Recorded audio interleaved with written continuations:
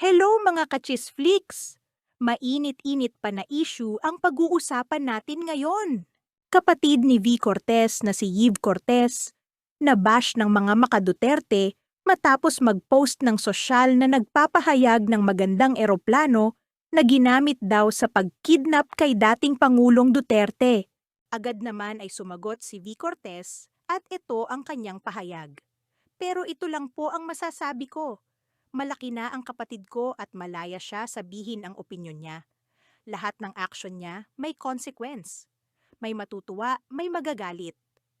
At kailangan niya respetuhin yon.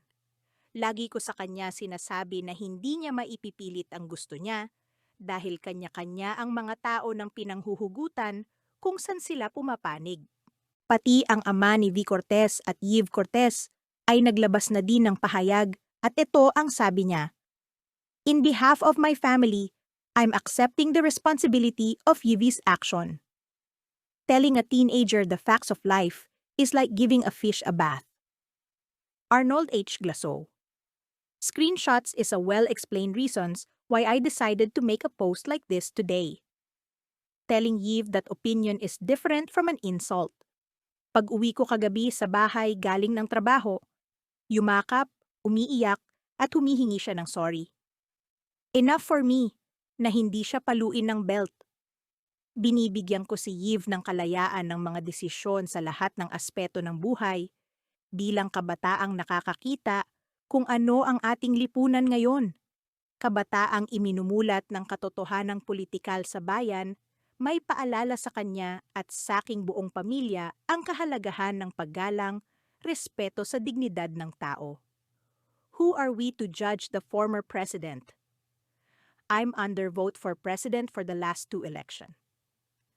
I'm not pro or anti-Duterte. I respect him as a former president and as a human being. The same respect I am giving to all mankind, sinners or not, educated or uneducated, rich or poor. Telling a teenager the facts of life is like giving a fish a bath. Arnold H. Glasow. Alam kong si Yiv ay isa lamang sa mga kabataang sinabi ni Gat. Jose Rizal na ating pag-asa ng bayan, pumapalaot at ibig makialam sa magulong mundo ng politika na may kailangan ng matatag na paninindigan, hindi ito usaping pagandahan kundi ganda ng pagpapasya at ganda ng imahinasyon. Alam kong sumisilang sa kanya ang pananaw bilang kabataang pag-asa ng bayan na siyang bukal na hinahanap ng bayan at may panahon ito. Sa tamang panahon, alam kong mahihinog din siya upang maunawaan ang kaibahan ng insult and opinion. Her shared post for me is an insult to the former president, an insult to his family and followers. In behalf of my family, I'm accepting the responsibility of Yiv's action. I just want peace to the whole world. Nagsorry din si Yiv sa family group chat nila. Sa gitna ng pambabash kay Yiv ng mga Duterte supporters, ay meron din naman sumuporta sa kanya. At ito ang mga sabi nila.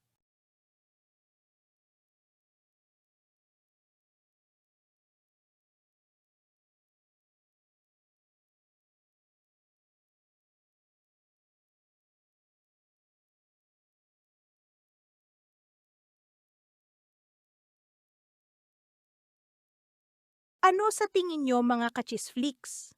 Tama lang ba ang ginawang pambabash kay Yiv dahil sa kanyang post na pagpapatama kay dating Pangulong Duterte?